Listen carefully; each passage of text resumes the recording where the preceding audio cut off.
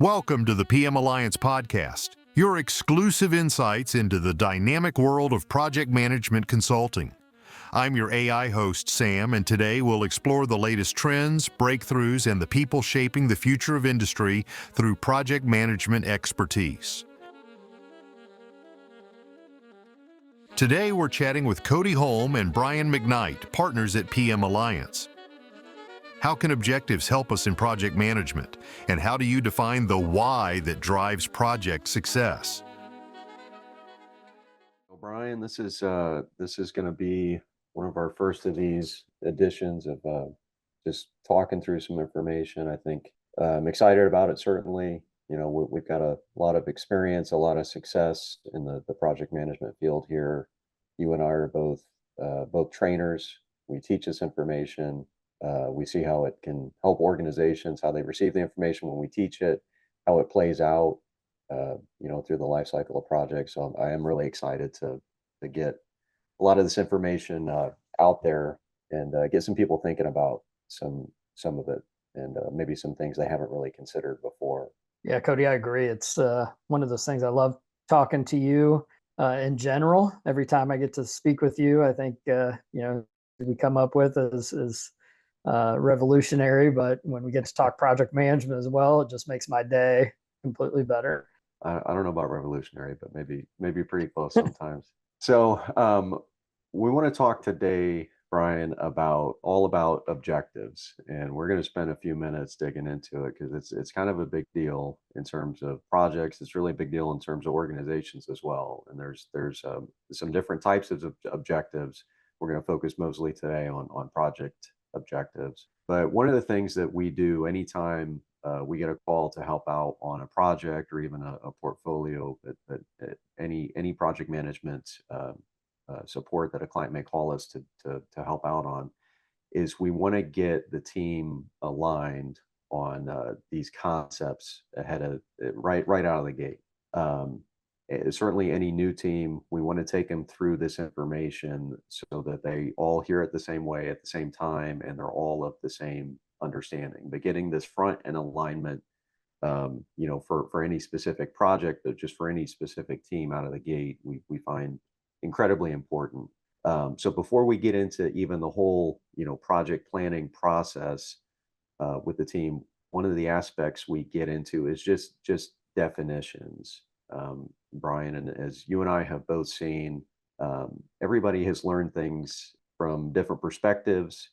They've all been through different organizations, have had different careers, and sometimes their project management experience that they have had just is so wildly different than what the rest of the team has had, and maybe different than how we approach projects.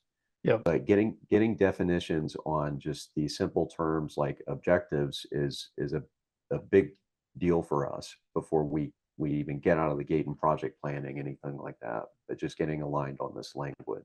Yeah, and I've been doing this a very long time. I'm in my 20th year here at PMAlliance, and earlier in my career, I focused a lot on what the projects were trying to deliver, and that the objective conversation had already been done. And, by the time we got to the project, that conversation didn't really change a lot. As I've got more experience and worked in a lot more different companies and with different executives, I realized that, everybody's experiences aren't the same. Some of the clients I worked with earlier in my career, they did this a lot better than some of newer clients or even newer companies as they've started to get going and that culture hadn't been established yet and exactly what they're trying to do in project management. So this is now, as I work with clients, this is now one of my hottest topic when we talk up front. It's one of the first things that we try to hammer out, and just talking through the process of what an objective is extremely important. It lays the foundation for the entire project. A lot of the challenges that we get when we pull our team members in our classes, one of the biggest ones is scope creep and scope expansion, or what they're going to deliver, unclear scopes. And it revolves around scope. And I think objectives, having a clear objective helps to alleviate that a lot of times. So instead of just keeping it broader, having that conversation on, why those projects are important, and when you talk about a definition, that's exactly what an objective is, why the project is being executed, and, give us a measurable, acceptable way to close the project. How do we know that the project is done at the end of the day? And, you can separate these into primary and secondary objectives to help differentiate the priority on them. But, at the end of the day, making sure that you have a good why will help control that scope piece of it. And it's one of the very first things that we talk about. Yeah. Bryan, you care if we back up on that just a moment, because I want to emphasize the clear definition of this Sure. with you real quick. So, like we said, getting clear definitions on all these terms, and I've come into some project teams, and to them, objective means scope, or it means deliverable, or it means goal, or it means some other term that we don't even use in project management, right? Yeah. It can mean a lot of different things to a lot of different people, but just state it there again. So to us, the clear definition of a project objective is what? Is why the project is being completed. What is that gap, and why are we trying to complete it? And, it comes down to 5 really basic reasons. When we're looking at every project and at the root cause and the root reason why you're ready to launch it. It can vary across projects, but at the root cause of it, there's really five reasons. The first one is driven by revenue. When you talk about wanting to improve the amount of money you're making, the one way to do it is make more money, right? And increase your revenue. The other one is reduce cost. If you're not going to improve your revenue, you can reduce your costs to help improve your margin. So those two revolving around money are two of the most popular, when you get down to it. The third reason is to make sure you can continue to sell product. If there's any regulatory reasons, laws that are coming into place that's going to impact your project, what are those laws, and what are we going to do to help keep our product selling in the marketplace? The fourth one is customers. All of our products, services that our clients are going to a customer, customers using them. So getting feedback is important. So the fourth one, customer service is going to a client or going to a customer. So having them provide feedback back and improving their customer satisfaction is important. And then the last one is strategic direction. Within a company, executives choose to move in different directions. They want to move into different markets. They want to, optimize different services or systems. So that's the fifth one. I always tell my clients sometimes there is a sixth one that I allow if it's safety. In manufacturing environment or in different industries, safety is an absolute paramount importance to companies. So you may want to add safety in there. You can argue that safety is a reduced cost or strategic direction initiative, but sometimes it is important enough to make it its own objective. So when we're talking objectives, you defined it there. It's objectives are this measurable gap that we're trying to fulfill here. It's the reasons why any organization is going to take on a project that's going to fit into these 5 buckets. And if I look at it even more macro than that, any project objective should always tie back to the organizational objectives at the top level. And, Bryan, you and I and our colleagues, we do a lot of facilitation, both project related, but even outside of that sometimes. And sometimes we help organizations with their strategic objective planning, on an annual or a quarterly basis.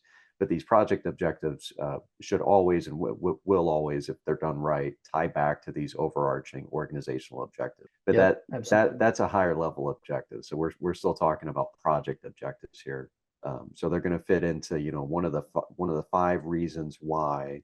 The importance of getting this information right in the process. If we think just through our project management process in general, and all the discussion around objectives today, we're really on the front end of that process and getting the team aligned on the definition of the project and understanding the whys and the whats of the project and all the other ancillary information. But when we talk about any project, one of the pieces of information we'll get is what is the business case, or what's the need, and these objectives help describe that need, and why is the company going to take on this project. Foreshadowing that, once we get the objectives listed and get a consensus on what the objectives are, that's really important to get that piece right, because we're then going to turn around and ask the team, okay, what are you going to do? What are you going to deliver in order to meet these objectives? So if we don't have this objective piece right, if there's any confusion, if it's non-specific, any ambiguity, we may not get that next piece of the puzzle right in defining the project, which to me is the most important piece of the puzzle, is getting the deliverables or the scope right, which is going to, like I said, tie back to the objectives. And that's even something that we do when we kick off a project, is we will tie the objectives to the scope and vice versa. And that gives us a little kind of fail-safe or audit mechanism to make sure that we've got all the right objectives and that we've got all the right scope, right, Bryan? Yeah, and working with clients, the scope piece of it is one of the hardest to manage, because depending on who you talk with, at the top management, middle management, even the team members that live with some of these things on a day-to-day basis, they all have to-dos. They have a to-do list of wants and things that they want to put in their systems or deliverables or products or features or whatever's going into the scope. They all have things that they think should go into, whatever products you're putting in. And a lot of times you have to have that conversation on, are you putting this in there because you want it in there, or are you putting it in there because it helps to achieve the objective? And that latter question, when you're talking about, are you doing it to achieve the objective? When you ask that question, it weeds out a lot of those scope items that people want to put in there, not because they need it. It's because, they have a piece that they're having heartburn with, or they don't like the look of it, or, something like that, but it's not needed for that project. And I think that's where a lot of times people, if you don't get the objective correct, a lot of those things that aren't needed get added into the project when you don't need them to achieve that objective, and they need to be a separate or a secondary objective. So making sure that objective is well written, clear, and everybody agrees with it. You can use that as a lightning rod to help control that scope. And I've seen the flip side of that too. I mean, more times than not, we see what you just described, where when we go through that piece where we audit the objectives against the scope, we end up finding that we've got more scope than what we need, and we can really do less, deliver less, and still meet our objectives. But I've also seen the flip side, where we do that audit piece, and all of a sudden we've got an objective hanging out here, and there's no scope item that ties to it. And well, that's a trigger for the team to say, okay, we're not delivering everything we need to deliver in order to meet our objectives. So that's the whole purpose of going through that practice there. And when you talk about the format of an objective, when we put these into our charter, we always start with the word to, and then an action word. It's to achieve revenue growth, to achieve, cost reduction, whatever that achieve is, and then after that, there's a bunch of information that you have to include in there. And, there's an acronym, right, Cody, that we use as kind of a guideline. What is the acronym to help fill in the rest of those words after we start the objective? So we follow the SMART acronym, and this is a pretty widely used acronym. But again, back to getting the common language piece, that there's different types of SMART acronyms out there even, but the one that we typically follow is the S will stand for specific. So we don't want any ambiguity in the verbiage. And by the way, this is really a key point I want to make.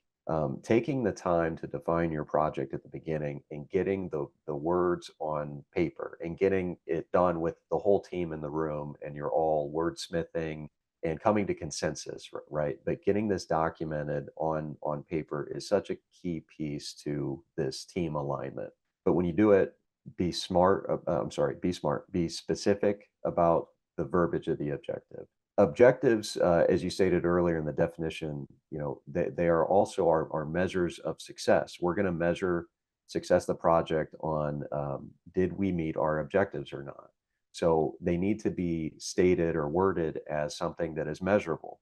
Oftentimes that comes with some quantifiable or numerical information in the objective statement, and that's totally fine.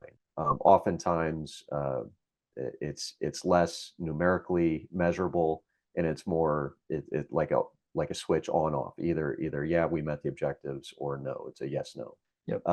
We want the objectives, as we stated, they're going to be translated into what the team is going to deliver, which is the scope or the deliverables. So they need to be, the A stands for actionable, need to be able to take some action in order to meet these objectives. The R is realistic.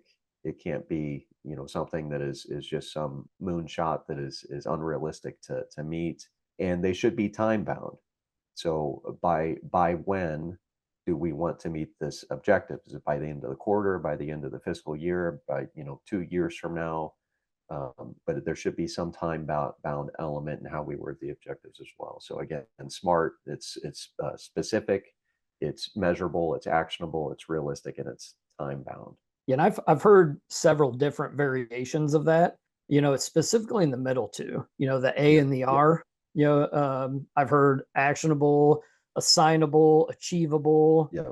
R, realistic, relevant. And those two specifically, depending on who you talk to, can mean different things. The three I think that really help to really hammer home a objective is that specific, measurable, and time bound. And making sure that those three, you really hit those.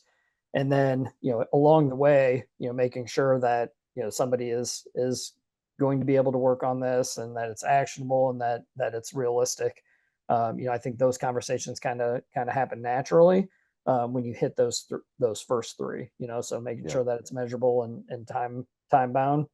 And when you get to these, that realistic piece of it, asking the question, at the end, is this goal really going to be achievable? We ran into this one of my recent projects. They had a company objective where they were getting product from a supplier, and currently those products had a high failure rate.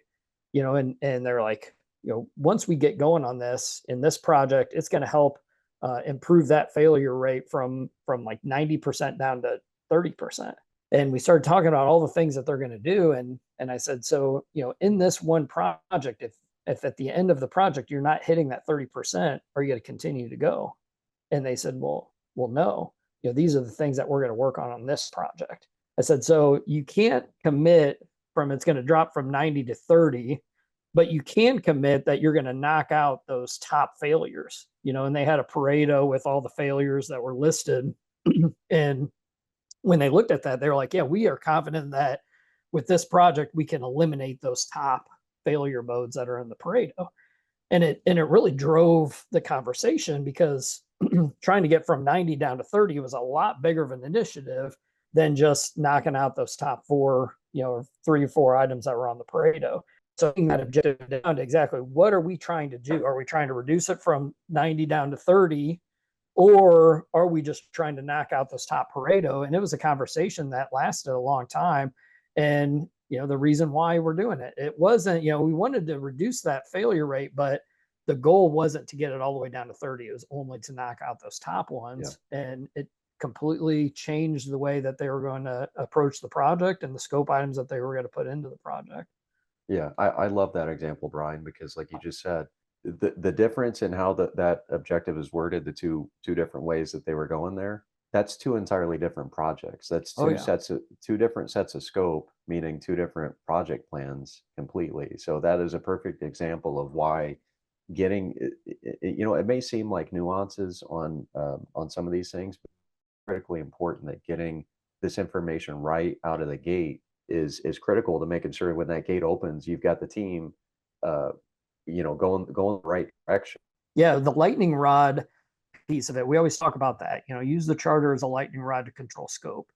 Because there's a lot of people that want to include things into the project, but when you have it very specific like that, it's measurable. And when they say, well, we want to do this project, it's going to help with the out of box, failures from the supplier. But yeah, does it take care of one of those top four?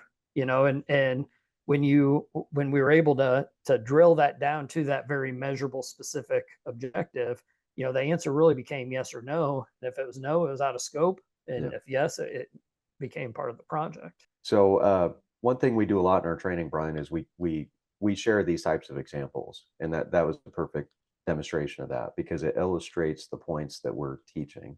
And sometimes it's just kind of fun to talk about as well, all the different types of projects that we've seen and helped support. I'm curious, one point I want to make sure we make about objectives is there can be more than one, right? And I've worked on projects where there's just one objective. I'd say that's somewhat rare.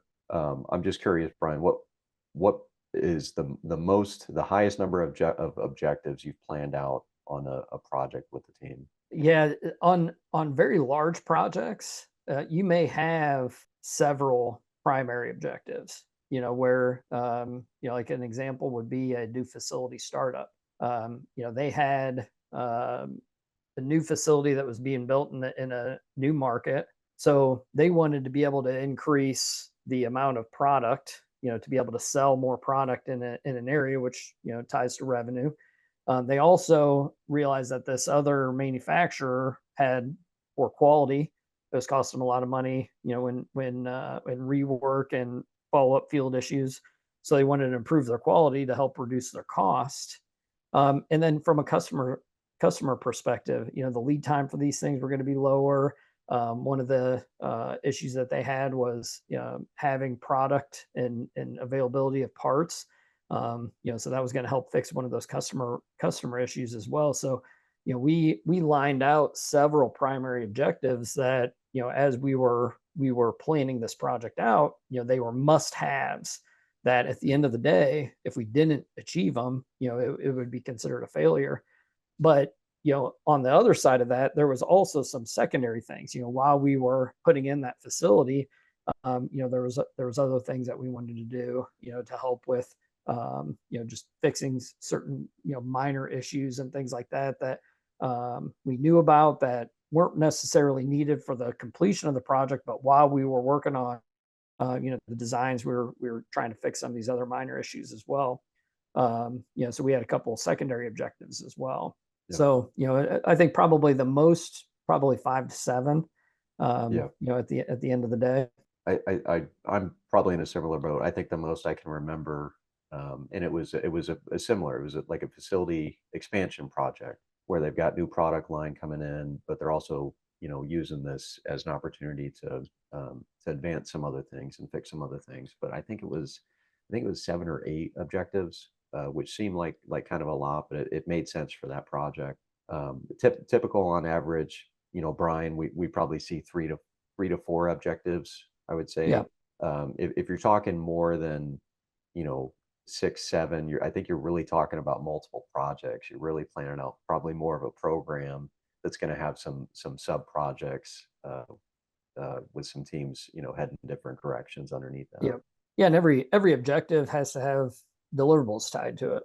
Yep. And every deliverable has people, and every person that's assigned to it costs money. So a lot of times people are very optimistic in what they want to achieve, and by the time we get through the planning process and how many people and the time it's going to require to complete everything, the conversation comes down to budget, and are we able to complete everything in the amount of budget. And sometimes we do have to separate them into separate Yeah. projects or multiple phases, to help with that cost piece of it. You mentioned a couple times, I just want to make sure we hit on it, secondary objectives. So the projects can have primary objectives, which, really the success of the project is going to be measured on these primary objectives. But sometimes they have what we call secondary objectives. Bryan, how do you describe or how do you define secondary objectives? Yeah, secondary objectives are things that while we're working to achieve the primary objectives, these are additional things that we also want to achieve while we're working on the project. We put these in here specifically to help control the scope. And, there's, like I said earlier, there's a lot of people working on these projects, from executives to team members, and there's a lot of those nice to haves. And, while we're working on the primary, we also want to achieve these secondary, but they're not going to be the primary driver for success.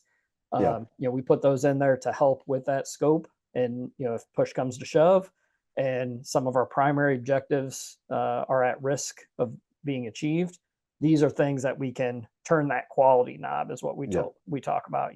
We turn that quality knob back to make sure we can hit our primary objectives still within the cost, but it's some of those things that we help descope during the way. I think in doing that in the planning process, and not all projects will have secondary objectives. By any means does every project need to have these, oh, by the way, or these add-ons or these nice to haves. But let's call them out if the team thinks it would be nice to have, and having them grouped as, okay, the real success of this project isn't going to be measured based on these secondary objectives is a good proactive thing to do when you think about the life cycle of managing the project, because things are going to change, and it may be there's movement on the cost dial, maybe there's some budget issues, or maybe there's movement on the time dial. You've got some delays, but it may force you to make some decisions about time, cost, and quality. And you may be in a place where you have to turn back that quality dial and deliver less. And if you've got secondary objectives, there's probably going to be your first candidates is the scope that's associated with those secondary objectives is maybe considering not delivering that scope in this initial phase of the project, at least, right? Yep. And that's, when you said it perfectly there, the time, cost, quality, and we refer to this as the iron triangle of project management. And for a project to be successful, you have to hit all three of those, and being able to increase the probability of hitting each one of those, it all starts with the objective. We're trying to control each one of those, and that secondary objective helps to control the cost knob. And it also helps to control the quality knob. If something does come and we have to hit those objectives, those two knobs can be turned back with that secondary objective. So Bryan, we just talked a whole lot about objectives, which I think has been great. We defined it. We've hit a lot about the importance of getting this information right. And again, I'll take kind of a macro level and highlight the fact of getting this alignment on the project definition overall before you open up the gate and the team starts running in terms of execution is so critical. And it's a step that a lot of teams, they see as just something that they don't need to do, or they see it as just going through the motions. And they may have an organizational document, a charter document, whatever they may call it internally, that they've got to fill out, but they see it more as paperwork, and they're doing it individually. Maybe just the project managers doing it. Maybe they're not getting the voice of the project sponsors on it. But it is so critically important that, just to the example that you gave of getting the objective correct in your facility project, it's so incredibly important to get all stakeholders aligned on the objectives so that you get the next parts in the process correct and you're executing the right project. But unfortunately, we see this all the time. We see a lot of teams just not take this step at all in doing it, defining it, or they're doing it in a siloed manner. Or like we said at the top of this, they've got 6-7 different definitions amongst the team on what an objective really means. It's a goal to one person. it's a deliverable to another person. So the information that they're talking through is not even aligned. It's not even on the Yep. same page. And man, that I have seen that cause a lot of confusion. Uh, and that confusion can then turn into a lot of wasted effort, a lot of wasted work because you don't get the scope piece right and you don't get the execution piece right. And sometimes at the end of the project, the team's delivered a project that is so misaligned with what the ask was at the beginning from the project sponsors, and then it's misaligned to the overall organizational objectives. And I just hate to see it, honestly. Yeah. When you it's so avoidable just having this conversation. And a lot of times, when you start talking about objectives, you pull in the executives, the top level sponsors of the projects, and they have company goals, as you mentioned earlier, that they have to Yep. hit. So they want to knock out as much as that as possible. So a lot of times when we meet up front with those top level executives, those objectives are more broad, and they want to reduce, failure rates, or they want to improve revenue, but they're not really sure how much is achievable or what's a realistic goal, and that's one of the reasons why we always preach, we start with the objectives to get as much information as possible. And if we can get down to a specific level, that's great. But if we can't, let's get the team members involved in the chartering process and making sure that those folks that are closer to, the projects, and they know more information, they're the subject matter experts, specific areas, you're pulling all those people together in this chartering session, having that team involvement to make sure that we get that objective right and what is going to be achievable. A lot of times that conversation can take a long time just to make sure everybody is in alignment with what is achievable. And when they leave that room, they may not completely agree with it 100%, but they can live with it. And if everybody in that room can live with it, they come to consensus. And that's extremely important, because if you leave that room and there's just one person that is a naysayer, there's no way that we can do this, there's no way that this is going to be achievable. When it comes to doing the work and actually going above and beyond, their commitment's not going to be there. So Yeah. having that conversation and making sure that the executives are in alignment with the team members, and you do that up front in that chartering session. And again, starting with that objective, is it achievable and realistic? If it's not, we have to have that conversation to map that out. Bryan, do you think this is a hard thing to do, or you think it's an easy thing to do, capturing this objective information? It's one of those things that once you do it regularly and you see the benefits of having good objectives, it becomes easier.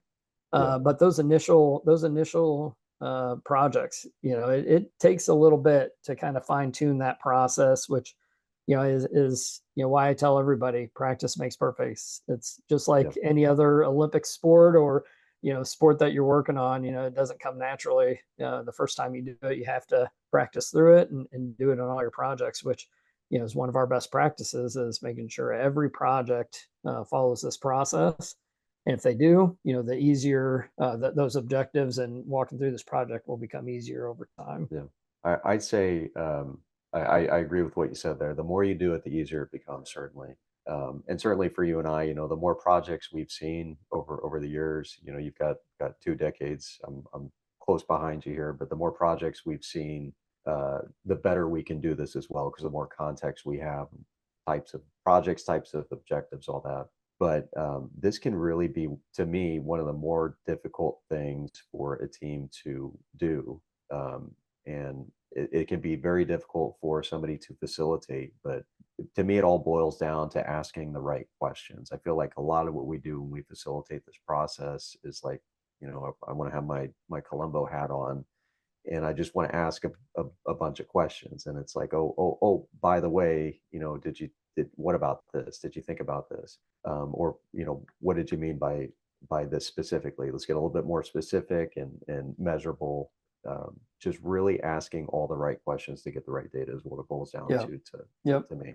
Yeah. And I think that facilitation piece is the hardest part, making sure that the team members that, may not agree with it, you're able to read their nonverbals, their facial expressions, their, the shrugs, the frowns, when you Yeah. say, we're going to achieve this, and they're shaking their head, if you start to pick up on some of those things, having those conversations to draw that information out, at the end of the day, you may not put down exactly what the executives wanted, but it's something that the team members can sign up for. And if we need to have a second project or launch another project, that's better than failing at this one, because project failure drives a lot of cultural issues and problems within organizations. And, if you set up a project from the start that people don't think is realistic and it fails, it could have a domino effect around the entire organization. So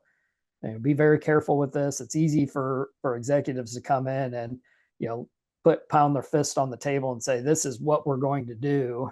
But, a lot of times when that happens, it's setting up the rest of the project to not go as well or smoothly as it could if you did spend the time to have that conversation. Good. So a lot of good information around objectives there, Bryan. I'm really anticipating going through some other good information. Scope, we touched on scope a little bit in this conversation. That's a whole nother big piece of this. And like I said, to me, scope is the most important piece of what we're defining in a project, because that becomes what the team is actually going to go out and execute to deliver, to meet the objectives that we just talked about. So I can certainly see that as an upcoming topic here, is just talking through scope, what that means to us, how to facilitate getting the scope information.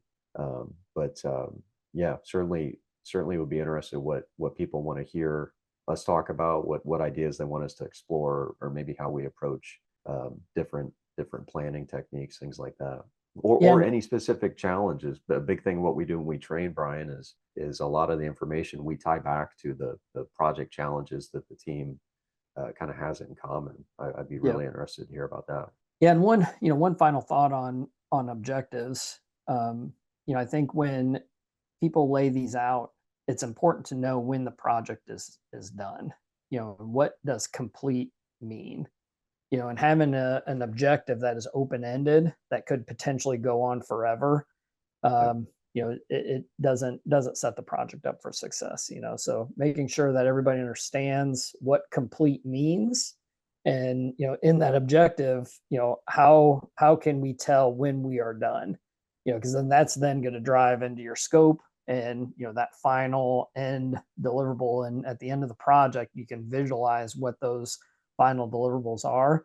That starts off with the objective. So I'm also excited, Cody, to talk about some of these upcoming items as well, with scope, time cost trade-offs, how we use those, and risks. And risk management is a big piece of it. And with objectives out of the way, I'm looking forward to hearing also what people are interested in here. And so if you have any listeners, if you have any topics, please let us know, and me and Cody will add it to our docket. Awesome. All right. Thanks, Bryan. I appreciate it. Look forward to the next Always one. fun, Cody. Revolutionary. Yeah, there you go. See ya. We're thrilled to bring you project management success stories and share with you key takeaways, best practices, and lessons learned from more than 2 decades of experience as project management experts. Studies have shown that the persistent industry average for successful project completion is less than 40%. PMAlliance has set out on a mission to provide clients across all industries and project types with a competitive advantage through best-in-class project management techniques. PMAlliance's proprietary methodology for planning and controlling critical projects has garnered our clients an on-time success rate of greater than 90%. If you enjoyed this podcast, please like and subscribe. Until next time, this is the PMAlliance Podcast.